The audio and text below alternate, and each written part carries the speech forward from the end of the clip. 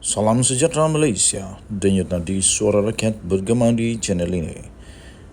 Jangan lupa tekan butang subscribe, like dan share. Malaysia kita punya, cintai Malaysiaku, kita jaga kita.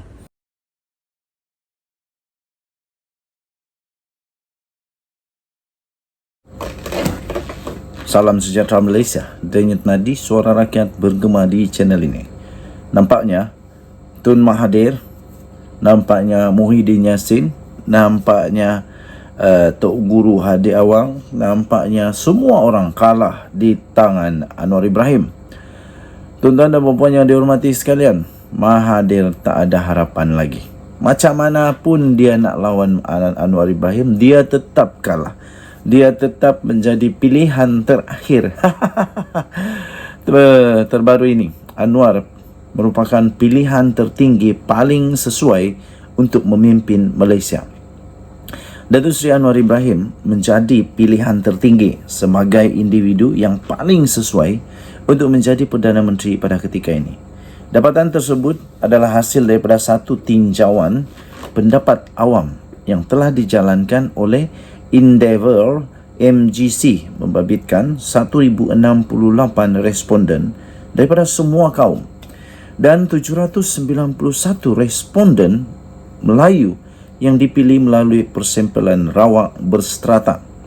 Menerusi dapatan tersebut, sebanyak 46% responden semua kaum dan 32% pula responden Melayu mahu pengerusi Pakatan Harapan itu untuk terus memimpin negara untuk tempoh sekarang ini. Di tempat kedua, wow, ini mengejutkan. Di tempat kedua adalah Tan Sri Mahyadin Mat Yassin, pengerusi Perikatan Nasional, tetap menjadi pilihan kedua dengan hanya 25% responden Melayu dan 17% sahaja responden semua kaum. Terlalu jauh bezanya. Amat jauh bezanya dibanding dengan 46% dan 32% yang diterima oleh Anwar Ibrahim. Ini ternyata sungguh dapat menunjukkan, membuktikan bahawa Anwar Ibrahim memang betul-betul pilihan rakyat.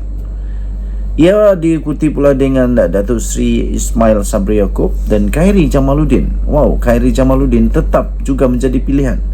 Itulah saya kata. Kalau benar Khairi Jamaluddin mau masuk semula dalam parti politik, fikirkan dengan baik.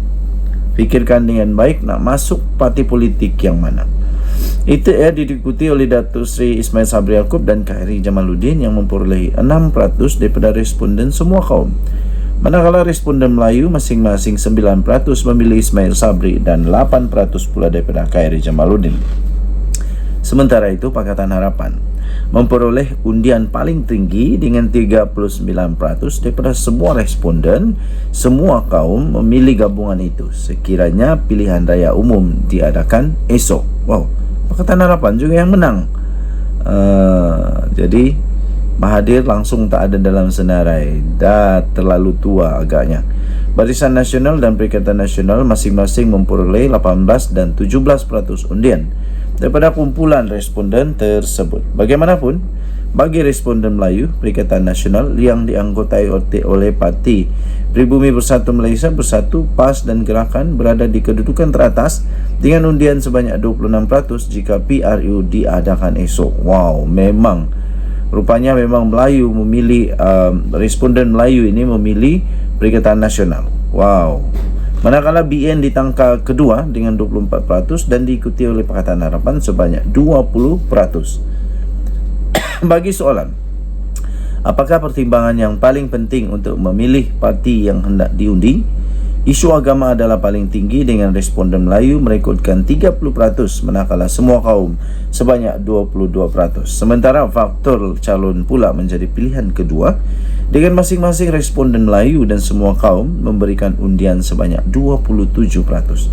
Tinjauan pendapat awam itu dijalankan dari 4 hingga 18 April lalu dengan margin kesilapan keputusan adalah antara 3 dan 3.5% berdasarkan bilangan pemilih berdaftar di Semenanjung setakat Jun 2022.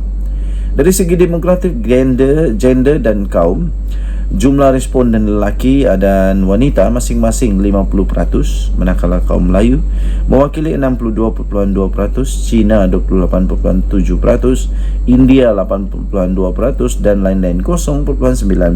Kesemua mereka berusia di antara 18 hingga 60 tahun ke atas, dengan golongan yang berumur 30 hingga 39 tahun adalah paling ramai, yaitu 26%. Dipetik sumber daripada astroawani.com, Berita Malaysia, Anwar pilihan tertinggi sebagai PM. Kaji selidik Endeavour MGC 421817. Dan Nadi, Suara Rakyat, bergema di channel ini. Bye-bye. Salam sejahtera Malaysia. Denyut Nadi, Suara Rakyat, bergema di channel ini. Dalam satu kenyataan baru-baru ini, Tok Guru Hadi Awang ada dalam ucapannya di satu majlis perasmian, menandatangani plak perasmian untuk buku jejak Nabi Muhammad dan juga penulisan beliau pada majlis pelancaran buku jejak Nabi Muhammad dan syarahan perdana sempena Pesta Buku Antarabangsa Kuala Lumpur. Okey, beliau berkata ada beberapa orang yang okey, baik. Bukan tu. Ini yang saya ingin bacakan. Dia kata, perkara itu sudah ada dan mengikut statistik terkini sudah ada jumlah 49 kerusi di Parlimen. Sekarang yang kita tahu, PAS ada 43 kerusi di Parlimen sahaja. Tetapi beliau berkata 49 kerusi. Sepatutnya dia bilang sudah ada 49 kerusi, tapi PAS letak 43 kerusi sahaja dahulu atas sebab kekangan anti lompat parti. Maknanya ada 6 orang yang lompat daripada UMNO. Wow, kata dia begini. Saya tidak boleh menyatakan perkara itu sekarang sebab mungkin sudah ada yang sertai PAS dan masih ada lagi mereka yang terikat dengan akta anti lompat parti. Mereka daripada kalangan wakil rakyat UMNO, sekali lagi, daripada wakil rakyat UMNO yang menang pada pilihan raya yang lalu juga ada. Wow! Kalau 43, pergi ke 49, itu 6 kerusi. Maknanya, daripada 6 kerusi ini, Tok Guru Hadi Awang kata, ada daripada kalangan wakil rakyat UMNO yang menang pilihan raya yang lalu. Wah, kali ini Zaid kena lagi kah? Zaid kena lagi kah? Sebab Zaid ini sebelum ni dia kata tak ada. Tapi sekarang Tok Guru Hadi Awang lebih bersungguh-sungguh lagi pula.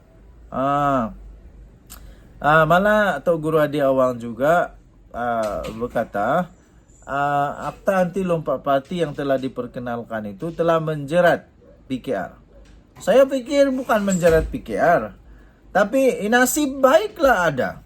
Kalau tak ada akta anti lompat parti ini, memang semua huru-hara lagi sekali Malaysia. Kebawa Duli Yang Maha Mulia Seri Paduka Baginda yang di-Pertuan Agong, ampun tuanku, memang keputusan Baginda ini memang tepat sekali. Memang tepat sekali kerana meluluskan akta ini. Kalau tidak, memang sekarang pun hancur semua huru-hara. Lepas itu, yang saya tak setuju dengan kata-kata Hadi Awang ini, dia kata, sebelum ini kerajaan PH melaksanakan akta anti lompat parti berkenaan supaya rakyat menyokong pihak mereka. Ingat, akta anti lompat parti ini hanya diluluskan selepas mendapat perkenaan yang di-Pertuan Agong. Jadi janganlah cakap begitu. Saya fikir yang di-Pertuan Agong telah membuat pemikiran, telah membuat keputusan ini selepas beliau mendengar, Baginda mendengar pendapat sini dan semuanya baik, barulah Baginda meluluskan.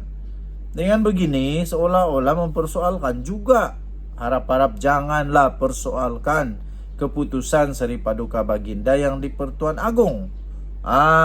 Jadi tuan-tuan dan perempuan yang dihormati sekalian, mau tengok jugalah siapa apa yang dicakap ini. Tapi sampai sekarang belum ada lagi.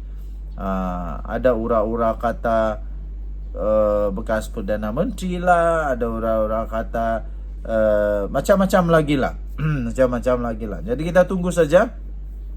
Yang penting kita doakan semoga negara Malaysia terus stabil lah. Tidak ada huru-hara, tidak ada kecoh-kecoh. Keharmonian negara Malaysia patut terus dipertahankan. Kita berdoa, apapun agama kita berdoa. Semoga semuanya dalam keadaan yang baik. Denyut Nadi, Suara Rakyat, bergema di channel ini. Jangan lupa untuk tekan butang subscribe, like, dan share. Bye-bye.